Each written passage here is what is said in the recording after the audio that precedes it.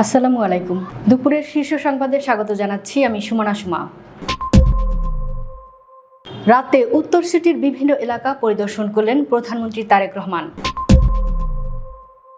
বাংলাদেশ সহ 14 দেশকে নিয়ে সৌদি নতুন সমুদ্র কেন্দ্রিক সামরিক জোট ঘোষণা।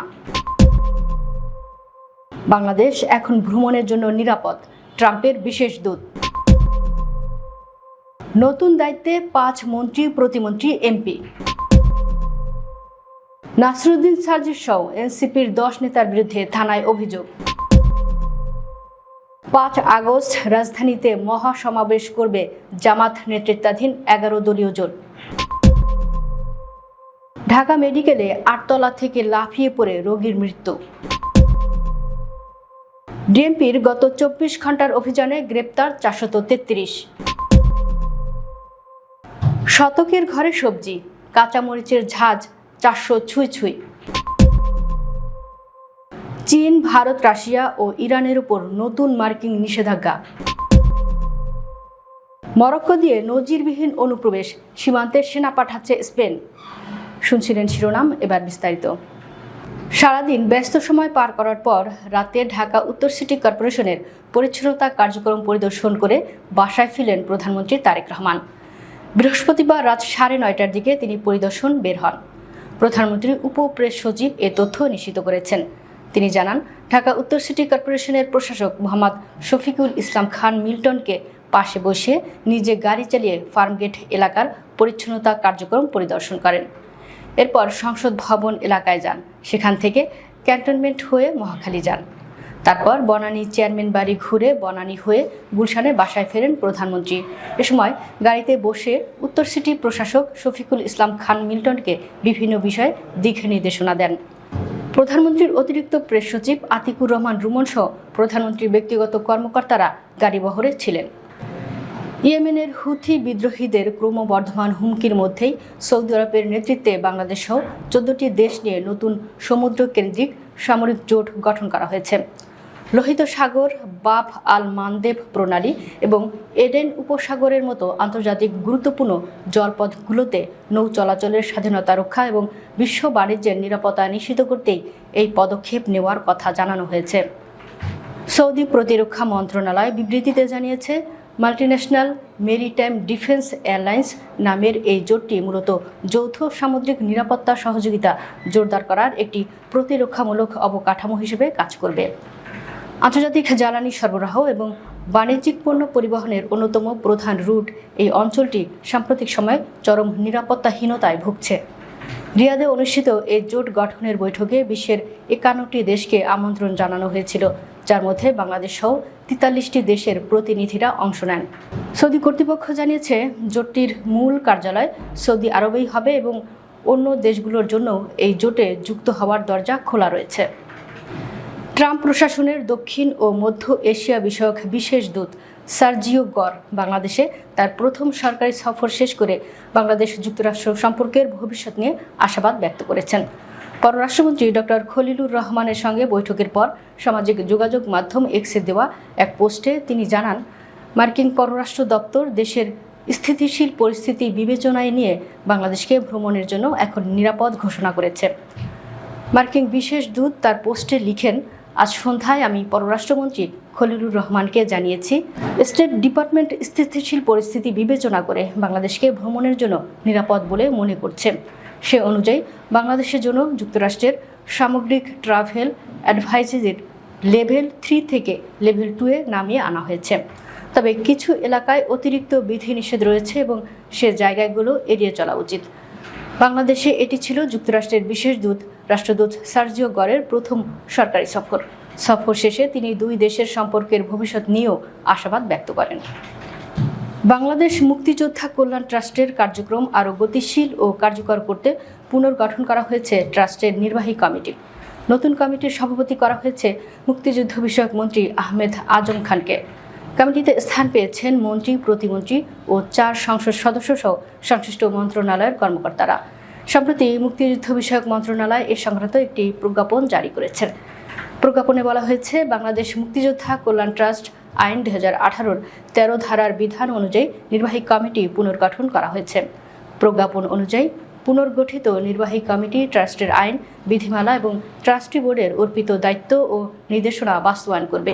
একই সঙ্গে ট্রাস্টের সার্বিক কার্যক্রম তদারকি, ট্রাস্ট ও এর অধীনস্থ বাণিজ্যিক ও শিল্প প্রতিষ্ঠানের উন্নয়ন পরিকল্পনা প্রণয়ন ও বাস্তবায়ন, চলমান প্রকল্পগুলোর অগ্রগতি পর্যবেক্ষণ, হিসাব নিরীক্ষা, ভবিষ্যৎ কৌশল নির্ধারণ এবং ট্রাস্টি বোর্ডের সিদ্ধান্ত বাস্তবায়নের দায়িত্ব পালন করবে। হবিগঞ্জে জাতীয় নাগরিক পার্টির কেন্দ্রীয় মুখ্য সমন্বয়ক নাসির উদ্দিন পাটোয়ারি ও উত্তরাঞ্চলের মুখ্য সংগঠক সার্জিস আলম সহ দলটির 10 নেতার বিরুদ্ধে হত্যা চেষ্টা, মারধর, ভাঙচুর ও ছিনতাইয়ের অভিযোগ এনে সদর থানায় লিখিত অভিযোগ দায়ের করা হয়েছে। শুক্রবার সকালে সদর মডেল থানার ভারপ্রাপ্ত কর্মকর্তা মোহাম্মদ জাহিদুল হক এ তথ্য জানিয়েছেন।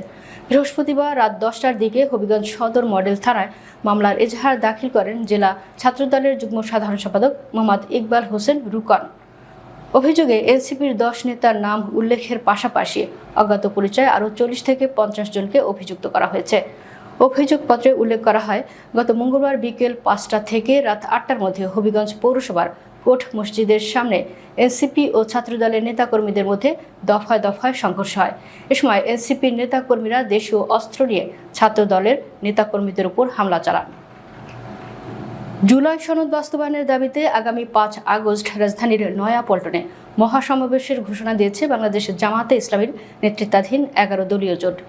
বৃহস্পতিবার সন্ধ্যায় এ সমাবেশের প্রস্তুতি এবং দেশের চলমান রাজনৈতিক পরিস্থিতি নিয়ে রাজধানীর মিন্টো রোডে বিরোধী দলীয় নেতার বাসভবনে 11 দলীয় জোটের লিয়াজো কমিটির বৈঠক অনুষ্ঠিত হয়। বৈঠকে দেশের সামগ্রিক রাজনৈতিক পরিস্থিতি নিয়ে বিস্তারিত আলোচনা করা হয়। পাশাপাশি আগামী 5 আগস্টের মহাসমাবেশ সফল করতে প্রয়োজনীয় প্রস্তুতি, সাংগঠনিক কার্যক্রম ও করণীয় নির্ধারণ করা হয়। এ সময় জাতীয় নাগরিক পার্টির নেতাদের উপর হামলার ঘটনায় তীব্র নিন্দা জানিয়ে জড়িতদের দ্রুত গ্রেফতারের দাবি জানানো হয়।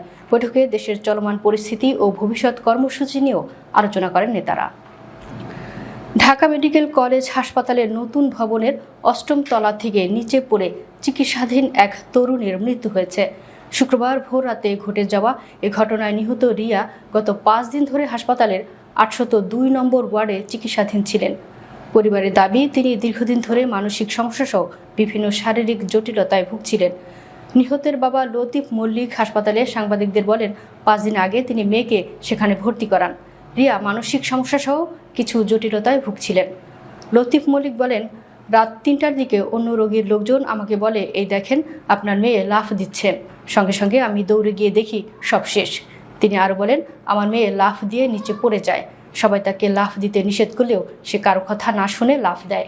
নিচে থাকা একটি প্রাইভেট কারের উপর পড়ে তার মাথায় গুরুতর আঘাত লাগে। পরে রিয়াকে উদ্ধার করে হাসপাতালের জরুরি বিভাগে নেওয়া হলে চিকিৎসক তাকে মৃত বলে ঘোষণা করেন। রাজধানীর বিভিন্ন এলাকায় গত 24 ঘন্টায় অভিযান চালিয়ে 433 জনকে গ্রেফতার করেছে ঢাকা মেট্রোপলিটন পুলিশ। এ সময় মাদকদ্রব্য, মোবাইল ফোন, ধারালো অস্ত্রসহ বিভিন্ন আলামত উদ্ধার করা হয়েছে। একই সময়ে 27টি মামলা দায়ের করা হয়েছে। শুক্রবার ডিএমপির মিডিয়া অ্যান্ড পাবলিক রিলেশনস বিভাগের অতিরিক্ত উপপুলিশ কমিশনার নিয়াজ মেহেদি এসব তথ্য জানান। তিনি জানান, গ্রেফতারের মধ্যে রমনা বিভাগ থেকে 27 জন, লালবাগ বিভাগ থেকে 24 জন, ওয়ারি বিভাগ থেকে 36 জন, মতিঝিল বিভাগ থেকে 96 জন, তেজগাঁও বিভাগ থেকে 38 জন, মিরপুর বিভাগ থেকে 122 জন, গুলশান বিভাগ থেকে 38 জন, উত্তরা বিভাগ থেকে 49 জন এবং গোয়েন্দা বিভাগ থেকে 3 জনকে গ্রেফতার করা হয়েছে। দেশজুড়ে টানা বর্ষণ ও বিভিন্ন জেলায় জলাবদ্ধতার প্রভাবে রাজধানীর কাঁচা বাজারে বেড়েছে সবজির দাম। সবচেয়ে বেশি মূল্য বৃদ্ধি হয়েছে কাঁচামরিচের। বাজার ভেদে প্রতি কেজি কাঁচামরিচ বিক্রি হচ্ছে 340 থেকে 400 টাকায়। শুক্রবার রাজধানীর বিভিন্ন কাঁচা বাজার ঘুরে এমন চিত্র দেখা গেছে। মাত্র 2 সপ্তাহ আগেও প্রতি কেজি কাঁচামরিচের দাম ছিল 140 থেকে 160 টাকায়। সেই তুলনায় অল্প সময়ের ব্যবধানে দাম দ্বিগুণেরও বেশি বেড়েছে। রাজধানীর বিভিন্ন বাজারে গোল বেগুন বিক্রি হচ্ছে প্রতি কেজি 120 থেকে 140 টাকায়। করলা, বরবটি ও কাঁকরোলের কেজি 100 থেকে 120 টাকা। কচুর লতি বিক্রি হচ্ছে 90 থেকে 100 টাকায়। এছাড়া ধুন্দুল, ঝিঙে, চিচিঙ্গা, পটল ও ঢেঁড়স কিনতে কেজি প্রতি 60 থেকে 80 টাকা গুনতে হচ্ছে। আকার ভেদে একটি লাউয়ের দাম রাখা হচ্ছে 70 থেকে 90 টাকা। ইরানের ইসলামী বিপ্লবী গার্ড কোর এবং বিমান সংস্থা মাহান এয়ারকে পণ্য বিক্রি, লজিস্টিক ও বাণিজ্যিক সহায়তা দেওয়ার অভিযোগে চীন, ভারত, রাশিয়া ও ইরানের 6 ব্যক্তি ও প্রতিষ্ঠানের উপর নতুন নিষেধাজ্ঞা জারি করেছে যুক্তরাষ্ট্রের অর্থ বিভাগ। শুক্রবার মার্কিন অর্থ মন্ত্রণালয়ের office of foreign asset control এই নিষেধাজ্ঞার ঘোষণা দেয়। ওয়াশিংটনের দাবি, সন্ত্রাসী সংগঠন হিসেবে ঘোষিত IRGCর হয়ে অস্ত্র ও কর্মী পরিবহনে অভিযুক্ত মাহান এয়ারের আন্তর্জাতিক নেটওয়ার্ক ভেঙে দিতেই এই পদক্ষেপ নেওয়া হয়েছে। ট্রেজারি বিভাগের জ্যেষ্ঠ সহ সম্পাদক জে হিলোটিন জানিয়েছেন, এই নিষেধাজ্ঞার আওতায় সাংহাই ভিত্তিক কয়েকটি প্রতিষ্ঠান, একটি রুশ এয়ার কার্গো সংস্থা এবং কয়েকজন জেনারেল সেলস এজেন্টকেও অন্তর্ভুক্ত করা হয়েছে। উত্তর আফ্রিকায় মরক্কো সীমান্ত ঘেঁষা স্পেনের ভূখণ্ড সেউতায় একদিনে হাজার হাজার মানুষের নজিরবিহীন অনুপ্রবেশের পর সীমান্ত পরিস্থিতি নিয়ন্ত্রণে আনতে সেখানে সেনাবাহিনী মোতায়েনের ঘোষণা দিয়েছে স্পেন সরকার। আন্তর্জাতিক সীমানা প্রাচীর ভেঙে ভূখণ্ডটিতে প্রবেশের চেষ্টাকালে পানিতে ডুবে ও বিশৃঙ্খলার মধ্যে পড়ে অন্তত 9 জনের মৃত্যু হয়েছে। উদ্ভূত পরিস্থিতিতে সেউতায় স্থানীয় কর্তৃপক্ষ কেন্দ্রীয় সরকারের কাছে জরুরি সহায়তার আবেদন জানালে মাদ্রিদ থেকে দ্রুত সশস্ত্র বাহিনী পাঠানোর সিদ্ধান্ত নেওয়া হয়। স্পেনের কেন্দ্রীয় সরকারের পক্ষ থেকে জানানো হয়েছে, সেউতার নিরাপত্তা নিশ্চিত করা এবং সীমান্ত রক্ষায় নিয়োজিত সিভিল গার্ডকে সহায়তা করতেই সামরিক বাহিনী মোতায়েন করা হচ্ছে। বৃহস্পতিবার হঠাৎ করেই মরক্কোর দিক থেকে শত শত মানুষ সীমানা প্রাচীর অতিক্রম করে এবং সাঁতরে সেউতার প্রবেশ করতে শুরু করলে সীমান্ত ব্যবস্থাপনায় চরম বিশৃঙ্খলা দেখা দেয়। দর্শক, ভিডিওটি শেষ পর্যন্ত দেখার জন্য আপনাকে অসংখ্য ধন্যবাদ। নিত্য নতুন ভিডিও পেতে আমাদের ইউটিউব চ্যানেলটি সাবস্ক্রাইব করুন এবং নিয়মিত নোটিফিকেশন পেতে বেল বাটনটি ক্লিক করুন। আমাদের ফেসবুক পেজটি ফলো করুন। এছাড়াও আমাদের ভিডিও লাইক, কমেন্ট ও শেয়ার করুন। আল্লাহ হাফেজ।